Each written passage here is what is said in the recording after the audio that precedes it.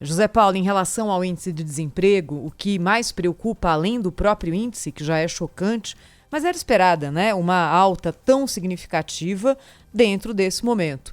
Nunca na história da medição feita pelo IBGE houve um acréscimo tão significativo em número de desempregados de uma medição para outra, que representa o trimestre, né? E além disso, o que há também nessa pesquisa é um aumento muito grande no número de desalentados. São aqueles que estão sem emprego e não procuram emprego. Essas pessoas estão paradas, estão sem renda e não entram na contabilidade porque esse é o método do IBGE, não é? O IBGE pergunta, você está trabalhando sim ou não? Se você fala não, ele pergunta, você está procurando trabalho? Se você fala não, você não é tecnicamente um desempregado. Você vai para essa outra categoria. E nesse momento aqui em que a geração de vagas é quase nula, é muito mais forte a tendência de que a pessoa esteja parada e não esteja procurando uma ocupação do que esteja, porque agora não adianta mesmo, não é? Então, esses dois fatores que foram detectados pelo IBGE, além do próprio índice de 12,2%, chamam demais a atenção, ainda mais hoje, no Dia do Trabalho. Cláudio Humberto, direto de Brasília, tudo bom? Cláudio, bom dia. Olá, Thaís. Olá, companheiros. Muito bom dia a todos. Aqui em Brasília, a gente ainda está sob o impacto desse conflito, né? Um conflito que já é institucional entre o Poder Executivo e o Supremo Tribunal Federal. A gente assistiu ontem mais um capítulo desse embate, um embate triste e lamentável que o país não merece, sobretudo num período como este que vivemos, de pandemia, de desemprego elevado, uma situação triste que a gente enfrenta. Ainda tem essas crises político-institucionais que acabam por desviar o rumo do país, né?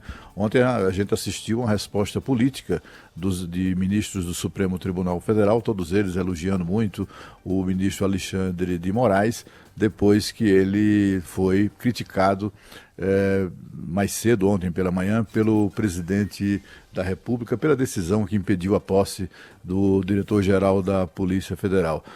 A gente até discutiu isso aqui ontem, há muitas críticas em torno da decisão do ministro Alexandre de Moraes, uma decisão com um certo viés político, talvez pessoal, e também atropelando ali a independência dos poderes. Enfim, há críticas de todas as direções e alegando vários aspectos, mas é preciso manter o respeito à decisão. Trata-se de um magistrado, de um juiz, integrante da Suprema Corte, e como toda decisão judicial tem que ser cumprida exatamente por quem está envolvido diretamente nela, né? Como é o caso do presidente da República.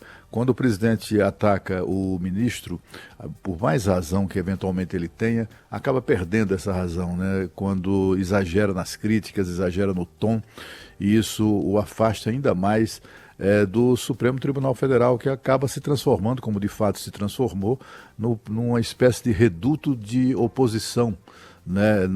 O Supremo impôs ou tem imposto ao governo federal derrotas políticas que o Rodrigo Maia deve estar morto de inveja, porque problemas políticos, derrotas mesmo, né, do ponto de vista do interesse das oposições ao atual governo, essas têm sido registradas no âmbito do Supremo Tribunal Federal e não apenas do Congresso Nacional.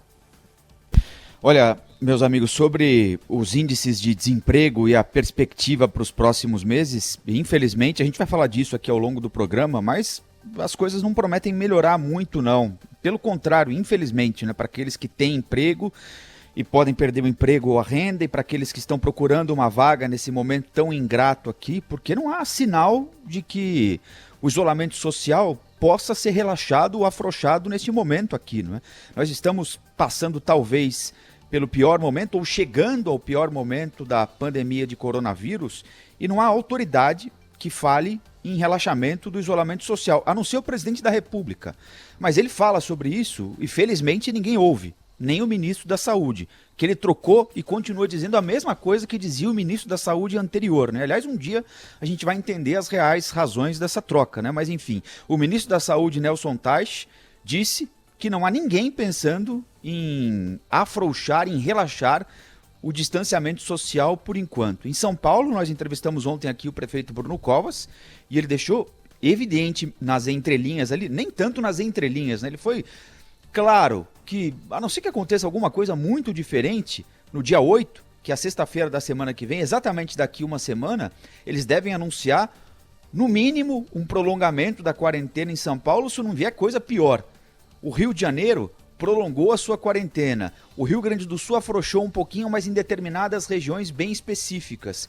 Em Manaus eu não preciso nem falar. No Ceará, o que está acontecendo. No Nordeste como um todo, só há um estado pensando em afrouxar regras, que é o estado de Sergipe. Aliás, há muita preocupação com o que pode acontecer em Sergipe, porque se Sergipe afrouxar as coisas por lá, há uma perspectiva de que o trabalho que vem sendo feito na região possa ir por água abaixo. Então não há tendência nesse momento de afrouxamento contundente do isolamento social, de um relaxamento do isolamento social que possa permitir ao comércio, à indústria como um todo, embora a indústria esteja protegida de certa forma, esteja funcionando, mas não tem para quem vender, também não tem para quem produzir, está funcionando com um número menor de funcionários, como acontece com a Volkswagen, por exemplo, que voltou a montar automóveis no Rio de Janeiro, numa fábrica onde trabalham 4 mil, tem 1.000 funcionários trabalhando, né? Então não há perspectiva nesse momento de uma retomada importante, reabertura do comércio, shopping center, para fazer girar a economia. E a gente vai empurrando esse isolamento, sabe Deus até onde, até uma hora os indicadores de saúde começarem a melhorar. A gente não sabe quando isso vai acontecer também. Parece um voo cego, né? Ninguém consegue exatamente explicar o que está acontecendo e enxergar mais ali adiante, daqui 15 dias. O Davi Wipp sempre diz em São Paulo, o doutor Davi Wipp, se a gente vai subir um morro ou o Everest, a gente não sabe exatamente se isso é um morro ou se é o Everest, né? Para nós já é o Everest, para mim pelo menos, todo dia mais do que um Boeing de pessoas mortas. Eu acho muito importante essa comparação que eu tenho feito aqui já há algum tempo, né? É como se todo dia a gente tivesse um acidente aéreo. É um negócio inacreditável, às vezes mais do que um acidente aéreo. Então, para mim, isso já é mais do que um Everest, né? Mas talvez não seja ainda. Ontem o ministro da Saúde disse que a gente pode chegar a 1.000 mortos por dia, agora durante o mês de maio, em que supostamente ocorrerá o pico da doença. E assim a gente vai levando, né? Fora os aviões que podem estar caindo por aí, a gente não está contando ainda, né, Rafael? Que é a história da subnotificação, que é um problema também aí a ser enfrentado. Esses números que você se refere são os dados oficiais, né? Mas o grande problema aí, me parece, é que cada um está tomando uma medida sem uma coordenação, sem uma orientação, né? É claro que a orientação tem sido local, dos grupos de estudo, dos médicos, né? E não há uma coordenação nacional, todos na mesma mesa ali, impondo ali circunstâncias para o afrouxamento ou para a restrição maior das medidas tomadas, porque não há clima político para isso, infelizmente, né? Nós estamos num momento de instabilidade, né? E precisamos buscar o caminho da estabilidade para poder ter parâmetros para que essas medidas possam ser tomadas. Você vê, no Maranhão, a Justiça está decretando o lockdown, que é a restrição máxima aí da quarentena, algo que aconteceu em países como a Itália, como a Espanha, como a China, né? Uma restrição muito maior. Em outros estados são governadores. Em alguns locais, os municípios estão tomando essas medidas, né? O Supremo Tribunal Federal disse que governadores e prefeitos deveriam tomar essas medidas. Mas, mais do que isso, era preciso colocar ali na mesma mesa, pelo menos as autoridades regionais, com algum tipo de acompanhamento federal, para que nós tivéssemos parâmetros a serem colocados. Olha, tem essa situação aqui, é esse tipo de quarentena. Tem uma situação um pouco pior, vamos avançar um pouco mais por tantos dias. Isso não há, né? Então, nós vamos aí tomando medidas. A Justiça agora também decide interferir nesse campo, trazendo ali no Maranhão essa medida mais dura para a capital São Luís e para mais 3 cidades, por conta dos números que estão aumentando de pessoas infectadas e de mortos. E não há essa coordenação. Esse clima político que ronda é o pior possível para o momento que o país vive. É o pior momento para uma crise política, mas as autoridades não conseguem sentar na mesma mesa por diferenças pessoais, por intenções eleitorais, que não levam a nada nesse momento, só agravam a situação da pandemia no Brasil. Aliás, sobre isso, eu acho que cabe uma reflexão, né? Certamente muitos estão fazendo, sobretudo no governo estadual, é a situação de São Paulo, né? É uma situação impressionante, porque São Paulo é meio que, como é que eu diria, é o país de primeiro mundo que todos os demais brasileiros, né, reconhecem. E hoje São Paulo se transformou não apenas no epicentro da epidemia, da pandemia de coronavírus aqui no Brasil, como é impressionante a taxa de mortalidade em São Paulo, impressionante. É uma mortalidade de 8,3%, muito acima da média nacional. Aqueles estados menos preparados, mais despreparados para o enfrentamento de uma situação como essa, apresentam um índice de mortalidade muito menor. Aqui em São Paulo, a taxa de mortalidade é 20,3% maior do que a média do Brasil. O Ministério da Saúde disse que a mortalidade média aqui no nosso país é de 7 em cada 100 infectados. Em São Paulo, isso é 20%, mais de 20% maior, né? O governador João Dória tem dito que, e certamente ele diz a verdade quando diz que o estado de São Paulo era o mais preparado para um momento como esse, etc. e tal.